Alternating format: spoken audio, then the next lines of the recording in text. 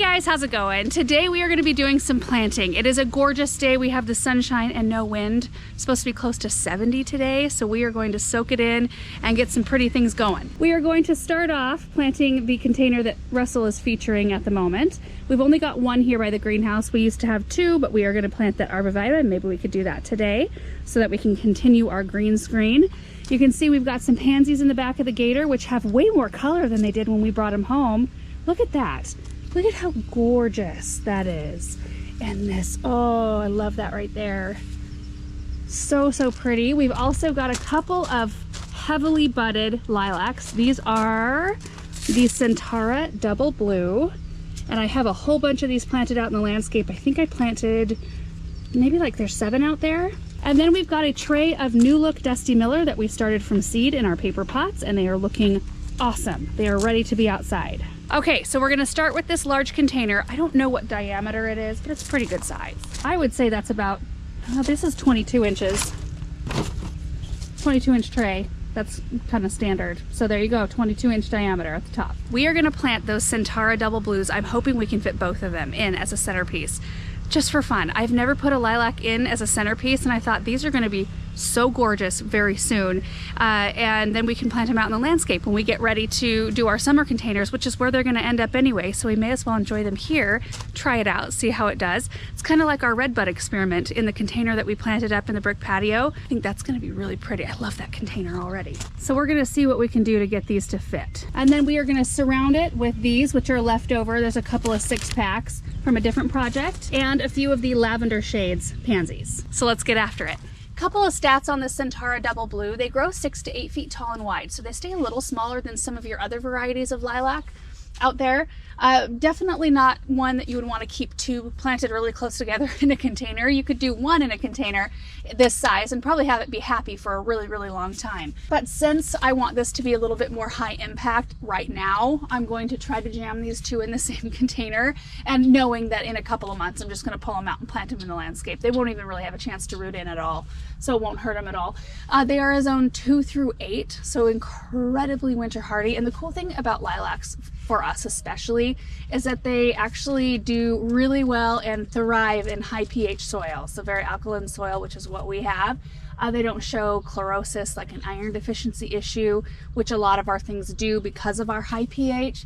So they're just a really good one to have around. And not only that, they're beautiful when they're in bloom, and we'll show you when these blooms open up, but the individual blooms inside the panicle are double, and they're fluffy and just so pretty and very fragrant. There's Douglas checking it out.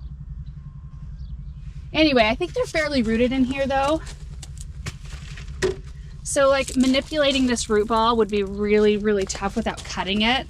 So I'm just gonna see how these look planted side by side. If it looks weird, I might take one of them out, but I really want the flowers to be abundant in this display.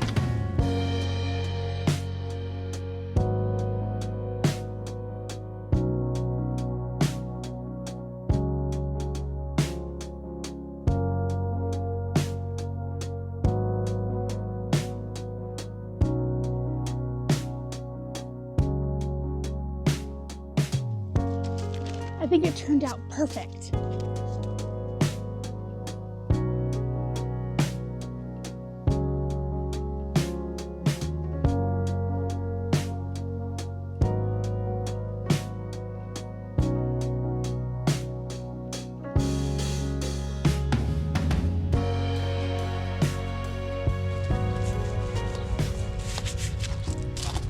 Look at this. Oh, it's gonna be so pretty. So clearly you can see that there's 2 individual plants there in the center, but it did bulk it up.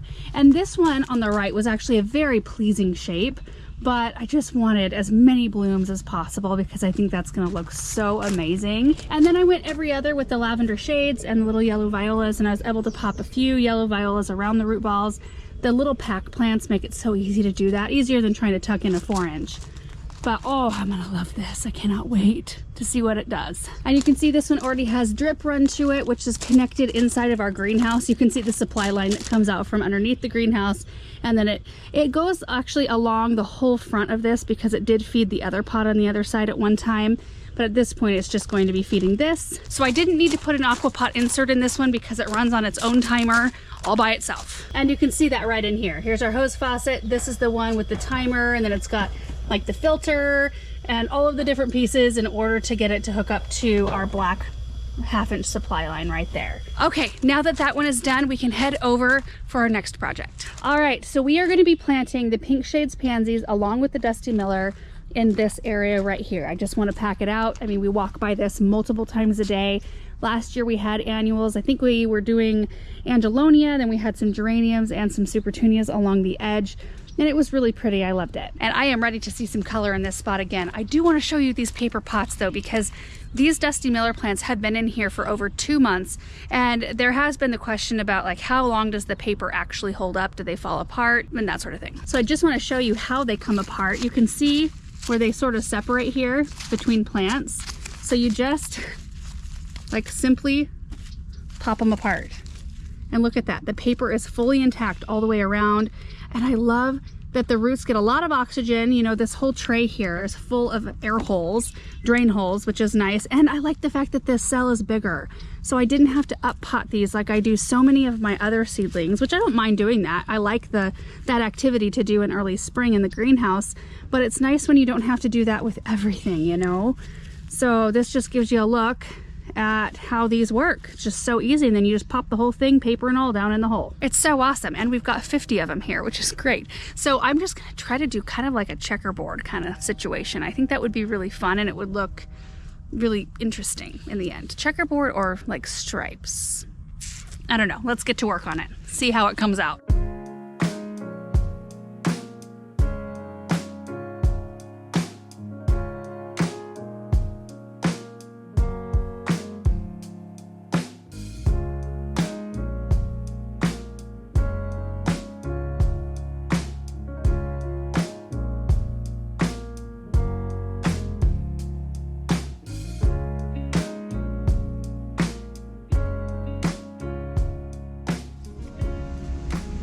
Look at this. Oh my gosh.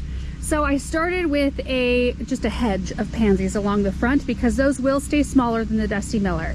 So I wanted the front to be very consistent in size. And then back behind it, I went every other. So I've got them pretty much lined up in rows, but we do pansy, Dusty Miller, so on and so forth. So we'll have a really pretty checkerboard. And I think that this color of blue mixed with this is so pleasing to look at. And the Dusty Miller cost hardly anything. The price of the seeds and the paper pot inserts.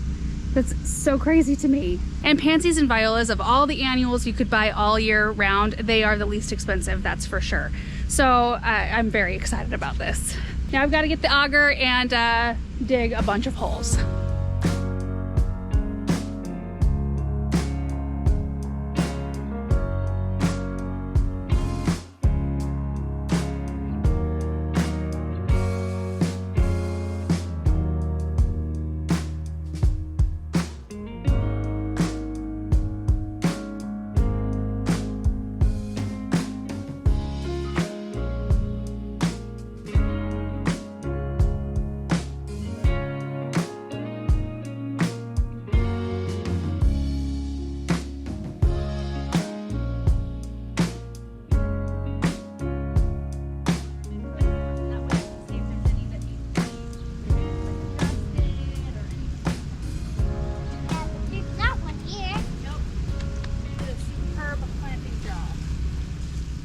Oh, look at this. It looks so pretty. Coming in. Woo, excuse me.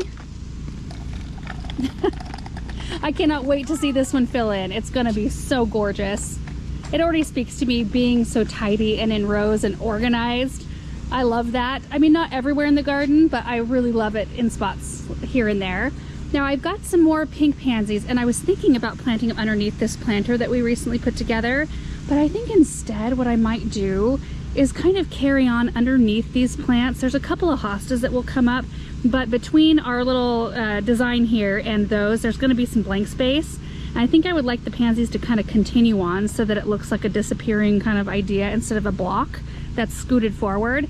And then whatever we've got left, I was thinking it would be really pretty just to create a little pocket of them right in here. What do you think, Douglas? Yes? What do you think? I love it. Isn't it fun? Yeah, looks great. I think what I'm going to do, Aaron, instead of planting the pansies here, I kind of want to keep that clean. Okay. I was thinking of just kind of continuing on under here. Oh, sure. So it looks like a continuous flow. Yeah. And then popping a few over where kind of Douglas is. Yeah. In this space. Look nice. Yeah. Okay, so we're almost done with the pansies. A few more.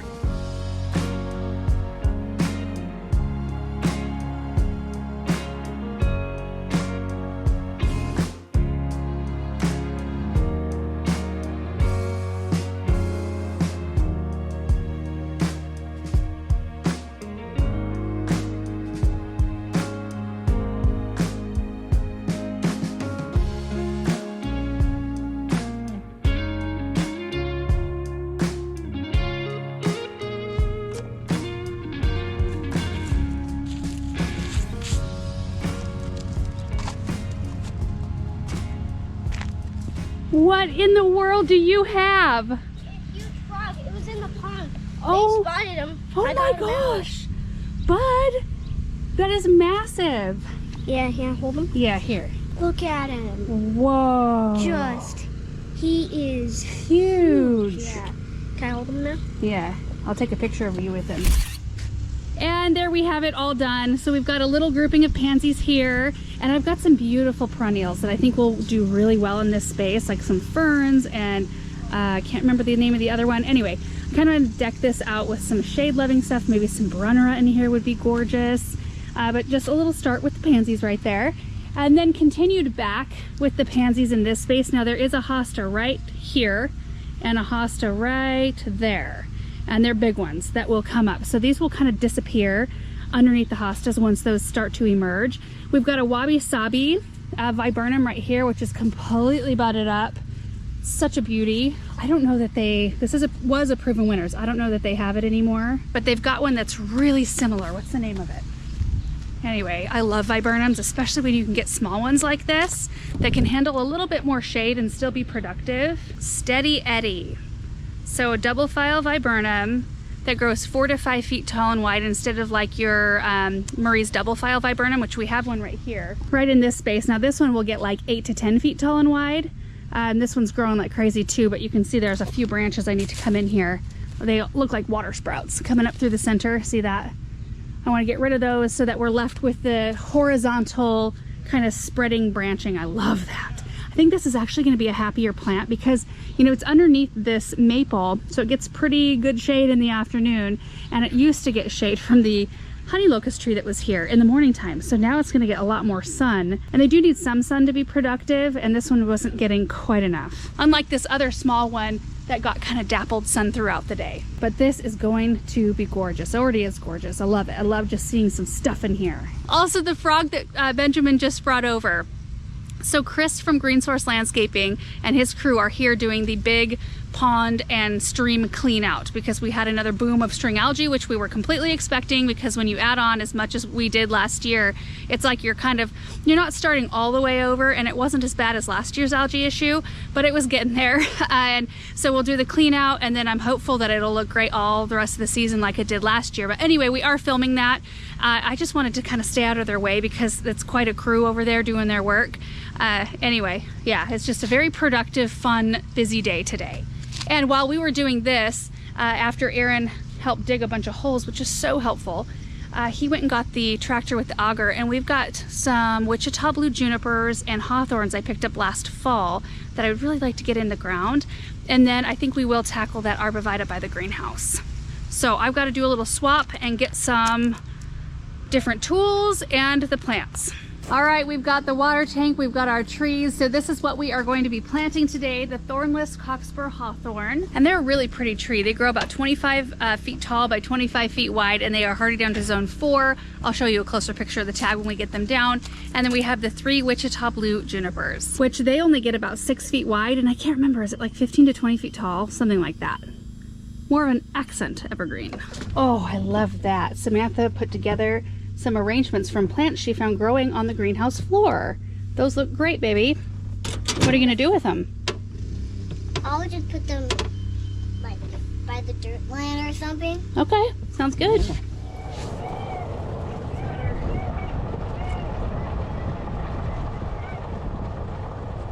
I think everybody is soaking up this weather, just loving it. I'm thinking we put a hawthorn right in here.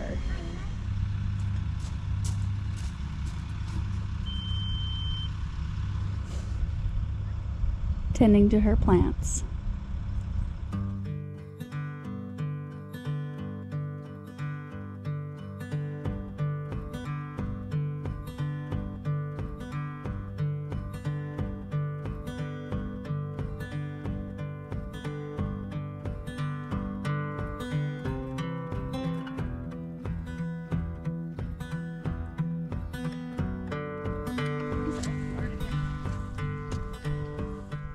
Okay, so there's the first hawthorn in the ground. Next to it, we've got a purple ash tree and then our green spruce. So this is the first thing like going this way. I like it. Yeah. Here's a look at the tag if you want to pause and read up on any of the information. But the wonderful thing about this hawthorn is that it's thornless, and that's in the name of the plant. It doesn't have those wicked hawthorn thorns. I mean, they can be huge. So it's nice that this tree doesn't have that, and we'll get the clusters of white blooms here fairly soon. You can see all the buds. They're nice and bright green.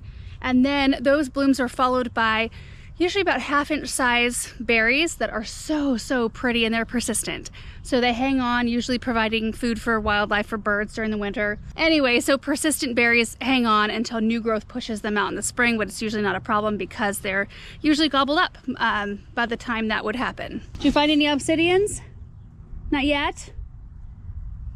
All right, we'll keep looking. Okay, we've got 4 more.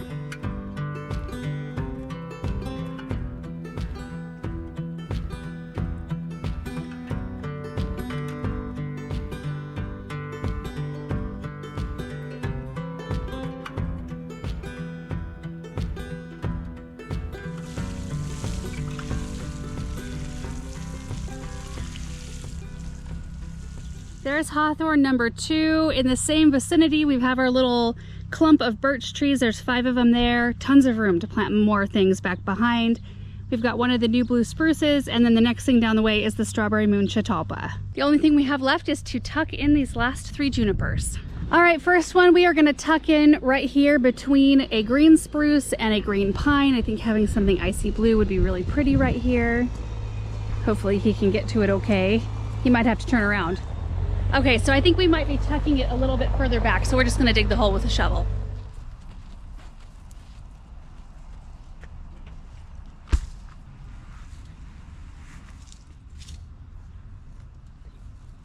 Pretty tree. Oh, stinky. Oh yeah.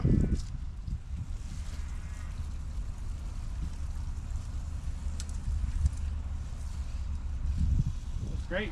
Isn't that pretty right there? Yep.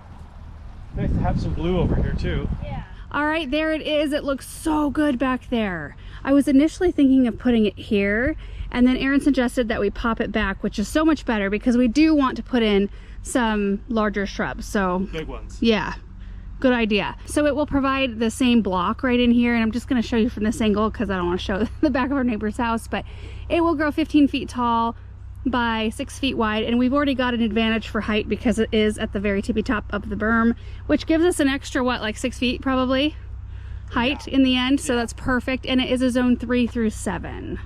But I love that icy blue in between these 2 greens. Looks so good. Okay, we're gonna head toward the grape arbor, or whatever, trellis, whatever it's called.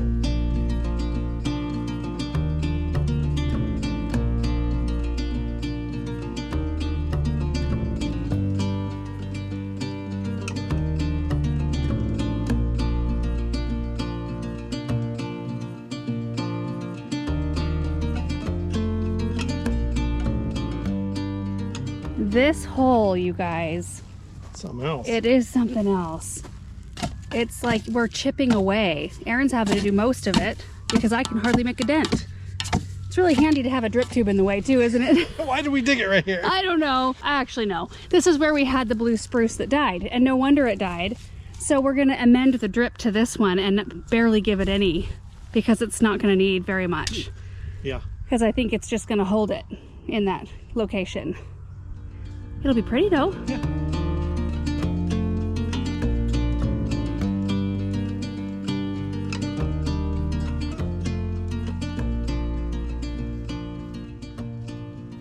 Oh, that is perfect.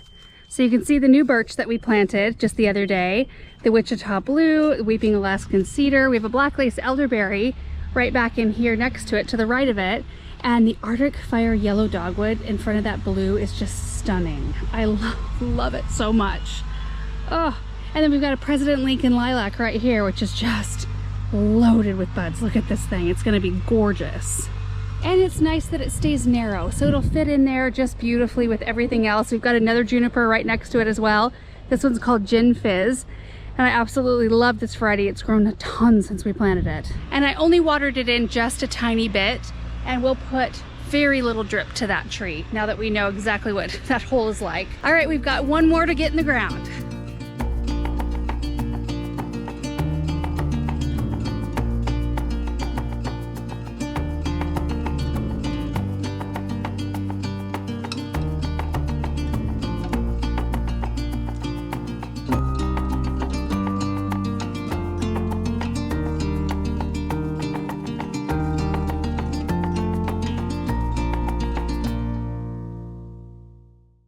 And there's the last one.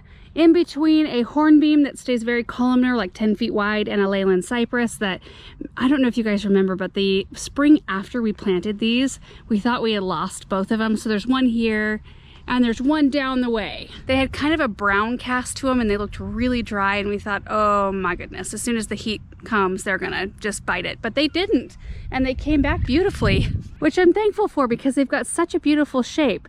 So we've got green here, and we've got green here, so it'll be very nice to have a little accent evergreen here that stays blue. Forsythias are just loaded.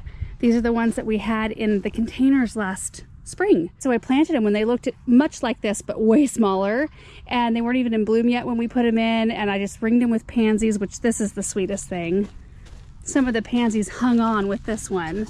There's like a little viola and some pansies that they're still wanting to live around the base of that one. And then going in this direction, we actually have a hibiscus here. Cannot remember what color, it's probably pink. We've got a blue chiffon Rosa Sharon, and then there's a crabapple right here that's got red foliage. So we'll have a really good mix of things in here, I think. And it is warm. Oh my goodness, we've all been talking about how it feels like it just turned summer in 24 hours. It was really cold and crummy, and now it's summer. But it's been such a pleasant day. Now the arborvitae that we have next to the greenhouse that we were planning on planting today, the electricians are here working on the barn. So they have their truck and trailer right there. So we'll just do that a different day. And I feel like we got a lot done today, a lot accomplished, a lot of pretty things, and that makes me just so happy. And now I need to go water all the things. We've actually got all the high tunnel doors open, and we've got the greenhouse, all the doors open and the sides up today.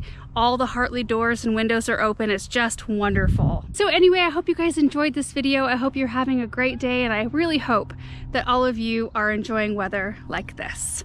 And we will see you in the next video. Bye.